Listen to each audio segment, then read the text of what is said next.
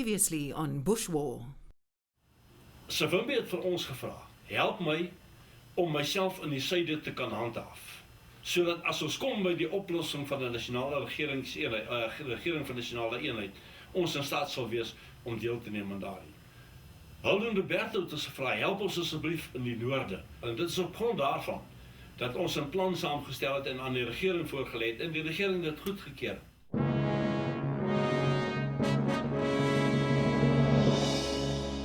November 1975. 3 factions were battling for control of the newly independent Angola. The FNLA in the north, the MPLA in the central region around Luanda, and UNITA in the south and east. The MPLA had the support of the Soviet Union and Cuba. South Africa, with the CIA in the wings, backed the FNLA and UNITA. In the south, an advance under South African command was recapturing territory on behalf of UNITA.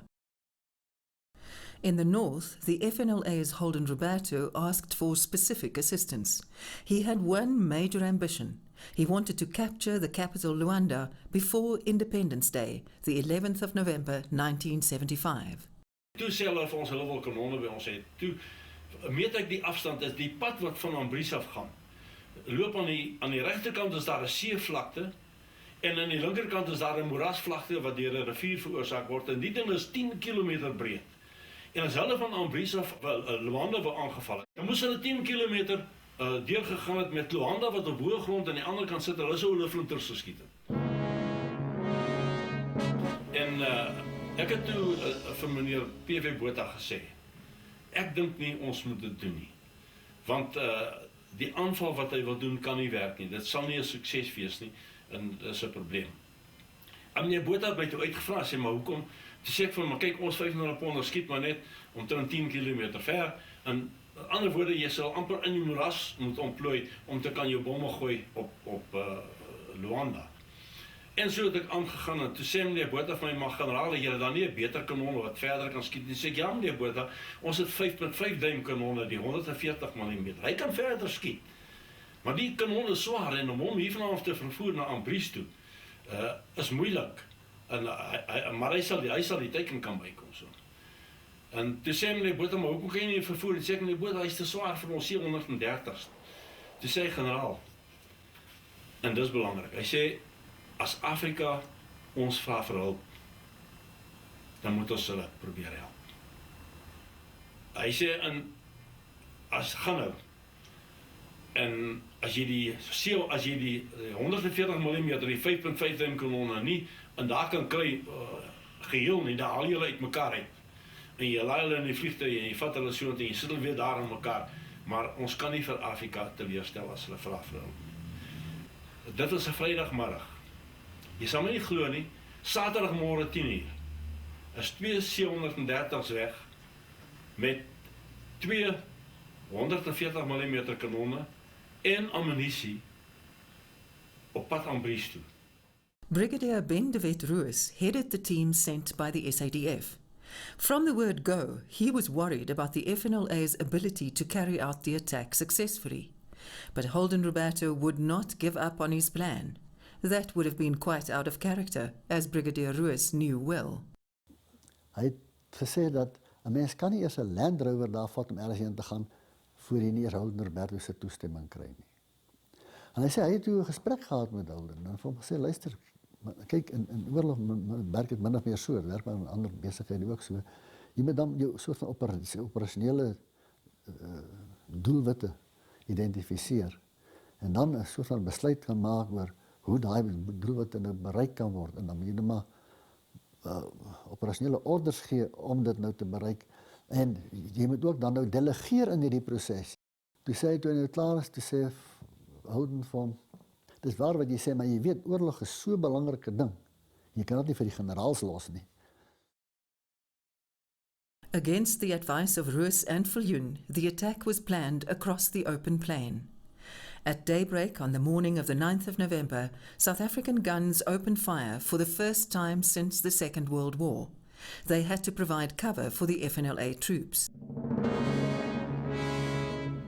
6:00 in die oggend was die kanonne reg. Hulle skiet omtrent so as dit amper 30 kilometer ver. So. Toe begin die kanonne skiet. Die idee is om die aanval in te voer so vinnig as moontlik, sodat as die bomme nog ontplof en die mense aan die ander kant koets en bang wees, dan moet die mense deurbeweeg. Ander woorde, ons gee dekking. Ons verseker 'n veilige oorgang oor hierdie vlakte van 10 km vir Huldenberg se aanvallende magte. Die kanonne het geskiet en die magte kon nie uit van Huldenberg nie. En toe hulle uiteindelik uit van wat Ben Roos hulle uit van wat aangaan. Toe sê hulle nie, maar hulle het nog ontbyt. Toe is die kanonne se ammunisie opgeskiet. Maar hulle is toe inderhaas probeer die vlakte oorsteek en hulle het uitstekend gevorder tot hulle baie naby was aan die ander kant. Hulle het feitelik deur gewees. Toe die kanonne nie meer kon skiet nie, toe die vuurpylrigters aan die ander kant met hulle rooi oë begin skiet en hulle daai klomp aanvallende troepe uitmekaar geskiet. Nothing was left of the FNLA. The 8-kilometer built-up road through the swamp to Luanda became known as the Road of Death, with dozens of dead and wounded soldiers strewn across the ruined surface and in the ditches on either side. Hy het toe hardkoppig gewees, hy het gegaan en hy het toe op sy bloedneus gekry. En dit was ook omtrent die einde geweest van die FNLA. Daarna het jy eintlik nooit weer van hulle gehoor, dit van die toneel verdwyn. After the disastrous attack on the morning of 9 November, Ben Roos ordered the South African soldiers to retreat. For Constant Viljoen, tensely guarding the radio in Pretoria, these were nerve-wracking hours. Ons was natuurlik baie senuweeagtig op daai stadium dat die MPLA 'n teenaanval sou loods en dat hulle dan hierdie verwarde uitmekaar geskiete klomp FNA troepe sou kon verower het met ons twee kanonne saam met Ben Roos en sy mense saam. Nou ek is artillerist en my kanonne is vir my kosbaar. Ek gee nie kanonne af as dit nie absoluut kan nie.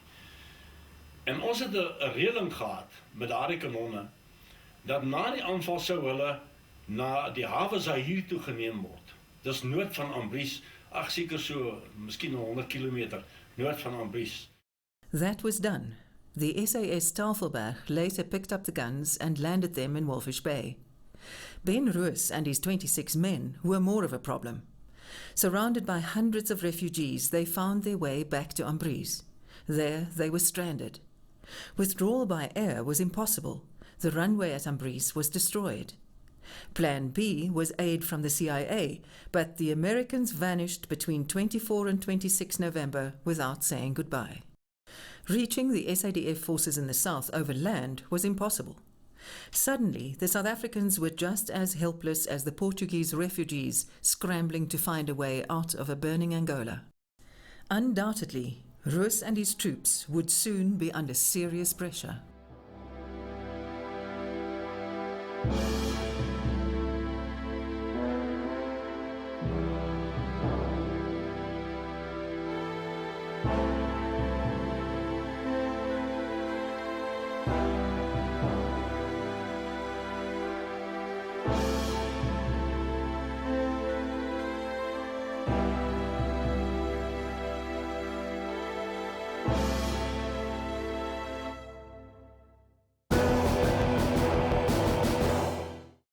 A daring plan was devised to send the Navy to fetch the men, thousands of kilometers from their base at Simonstown.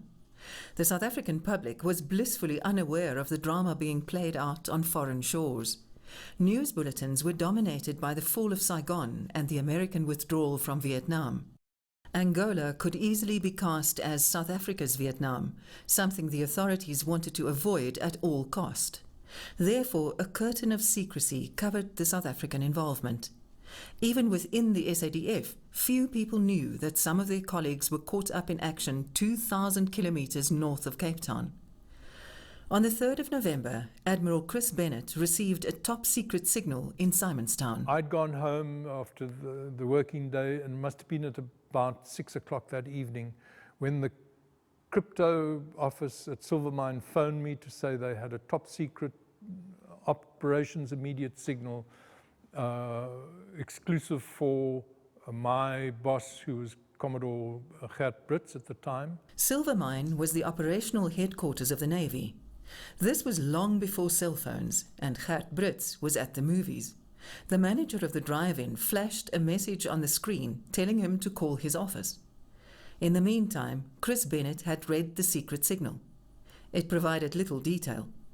SA Army personnel involved in ops in Angola might be necessary to evacuate them by sea. Fire support from sea probably needed. And then the second paragraph. One frigate to come to 12 hours notice for sea from 04-1800 Bravo, November 75, until further notice. Was a bit vague. It basically said that there was such a thing as Op Savannah happening, and that we were to have a ship brought to 12 hours notice to participate in this operation. Chris Bennett took the initiative. He warned the captain of the President Kruger to prepare for departure. At the same time, the secret signal was also conveyed to the chiefs of the Navy and the Air Force, as well as other senior officers, at a function they were attending at Easterplaat. So Admiral Johnson said he had no idea what Op Savannah was. So they went and found General Bob Rogers, who was the chief of the Air Force, and Flam Johnson said to Bob Rogers, "What is Operation Savannah?" And apparently Bob Rogers then said, "If you don't know what Op Savannah is, I can't tell you what Op Savannah is. I'm not authorized." So Flam Johnson threw a bit of a wobbler and decided that if no one was prepared to tell him what the operation was, he wasn't prepared to let his ships go and participate in the operation. But a command is a command.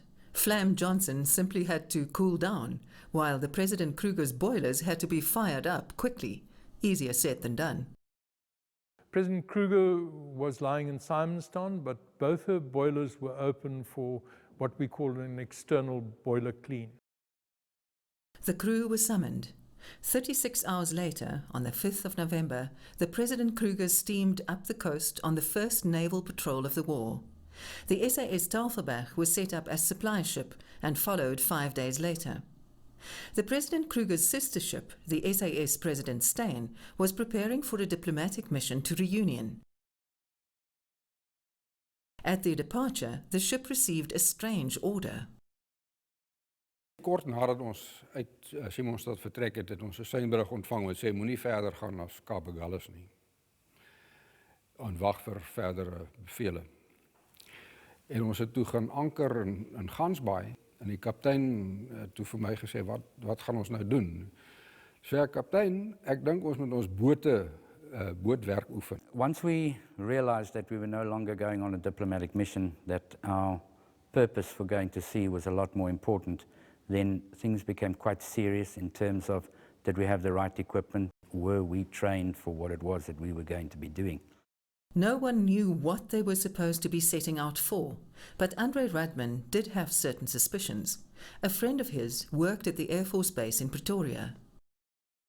Hy het vir my vertel dat daar militêre operasies aan die gang was. Hy sê hy weet nie wat presies aan die gang is nie, maar die vliegtuie vlieg klaar na die grens toe en hy dink daar's iets groots aan die gang. He was right. Operation Savannah in South and Central Angola depended upon an air bridge which moved at least 6,500 tons of cargo and about 5,300 passengers to and from the operational area over a period of about 6 months. More than 4,000 refugees were brought to South Africa by the Air Force. Selfs die hoof van die vloot het nie geweet nie. Dit was so hoogs geheim geklassifiseer dat selfs die hoof van die vloot nie geweet het ons het in 'n oorlog betrokke nie. At this point, the FNLA onslaught on Luanda had long been abandoned, and Ben Roos and his team were stranded at Ambrizette, very far from the Namibian border and safety. The enemy was closing in relentlessly. Time was running out. The President Kruger completed her patrol and returned to Simonstown. The President Steyn was lying at anchor in Gansbaai. Ons vang ons die seinberig om te sê ons moet Kaapstad toe gaan. En toe besef ek hier is nou iets aan die gang. Chris Bennett went on board in Cape Town. Hy het operasieorder saamgebring wat hulle vir die kaptein gegee het om eers oop te maak nadat hy weer gevaar het. And that was for us the most difficult part, because Nobody knew. But when the captain opened the orders, it was very clear. Execute a clandestine patrol along the Angolan coast. Stand by to pick up SADF members if necessary. If necessary, provide supporting fire to SADF forces on land.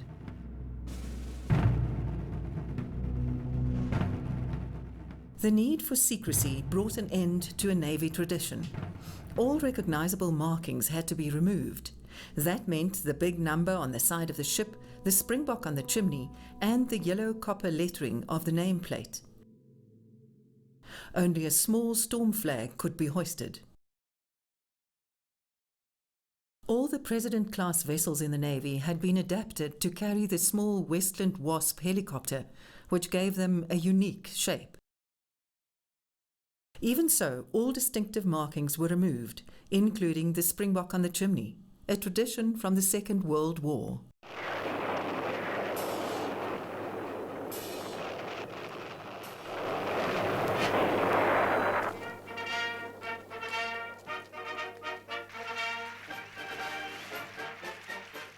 South Africans who fought with the Allied forces were known as Springboks, probably because all South African sports teams were known as such at the time. By the end of the war, the South African Navy started attaching a Springbok emblem to its chimneys to distinguish their vessels from all the others flying the colours of the United Kingdom. While the chimney Springbok literally became extinct, another naval tradition formed an integral part of the rescue, the annual rowing regatta. The winning team's boat was called Superduck. That became the code name for the operation. The President Steyn met the SAS Tafelberg north of Walvis Bay to pick up supplies and fuel. Maintaining strict radio silence, they nearly missed each other, but soon the operation was back on track. That night of 27, 28 November 1975 is probably a night fewers will forget of those of us who were involved. It was a very small team who were involved, who were in the know at Maritime Headquarters. We knew that President Steyn was going in. We knew it was extremely difficult. We knew that President Steyn would not contact us except in an emergency. We were then all on completion of the operation. We were therefore very concerned about the whole thing. A site had to be chosen for the pickup. Ambrizette was too dangerous because it would have brought the ship within range of enemy planes from Luanda. Roos and his men had to move further north to Ambrizette, a fishing village about 70 kilometers from Ambrizette. Die oggend moes ons hulle oppik want hulle het gesukkel om by die plek uit te kom. Die pad was baie swak geweest. En op die ou end het ons uiteindelik die bote kon lanseer, maar om die plek te vind was reeds 'n probleem. Die vuurtorings was verdoof, daar was geen ligte aan waarop ons kon help met navigasie nie. En toe het ons ook gesien die voertuigligte wat hulle die leermanne vir ons aangeskakel het om te wys waar hulle is. Toe kon ons die bote instuur. The questions that went through our mind: who were we going to meet? Were we going to meet with opposition? They were unknowns, and they remained unknowns until we eventually got to the beach. And as we got closer, we could pick out quite clearly that there were several people on the beach. We anticipated that. We could pick out the outlines of trucks in the lights that were switched on, and eventually we made it ashore. Now, imagine this: 3 Navy DSBs arriving ashore, not knowing who to expect. We ourselves were dressed in our diving suits, with black in our faces.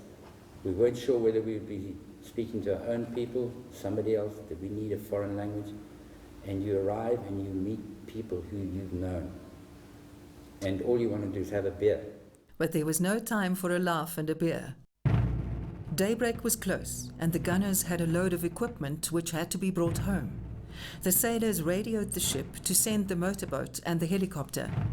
Hours and hours of training now rendered a dividend. The boats and helicopter moved to and fro with strict discipline. The helicopter was guided to land in the dark on unknown terrain. People and equipment were brought on board the President Steyn safely. By the time we were ready with our last lot, it was already getting light, and there was concern because we didn't want to hang around too long, not knowing who might be waiting over the horizon.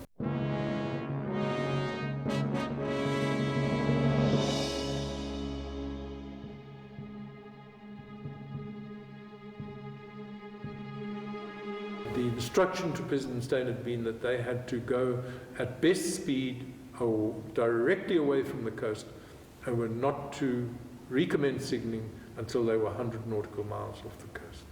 So that would have taken 4 hours, 5 hours. En daar vandaan af het ons volspoed gestoom weg van die kus af. En toe ons die leermense die span in Walvisbaai afgelaai. There was to be a short signal. The intention was that if it was a successful operation, they would send one word, super. If the operation was unsuccessful, they would send one word, duck. The signal read as follows.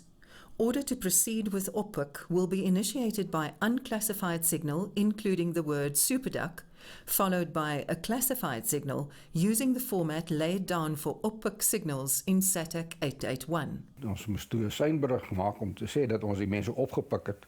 En die seinberig was super successful duck. Super successful duck. We went into panic stations because now we didn't know what the hell they were trying to tell us. We were assumed they meant it had been a partially successful operation. We informed Defence Headquarters that this was our impression. Defence Headquarters said that's not good enough, we want to know now exactly what is happening. And the Army can never wait. Maar die hele operasie was toe 'n groot sukses geweest en soos Brigadier Roos gesê het, met baie boere geluk het ons dit reg gekry. At last the night is over and we've you know there's been we haven't left one of our ships as a permanent navigation mark off the Angolan coast. The South African Navy would be employed again in the course of the war. Many a time, submarines transported special forces operators along the east and west coast of southern Africa to their target areas and returned to extract them. Like Ambrizette, all these operations were executed under a cloak of secrecy. Very few people knew about the Navy's contribution to the war. Next up on Bush War, an unexpected withdrawal from Angola and the beginning of resistance on the home front.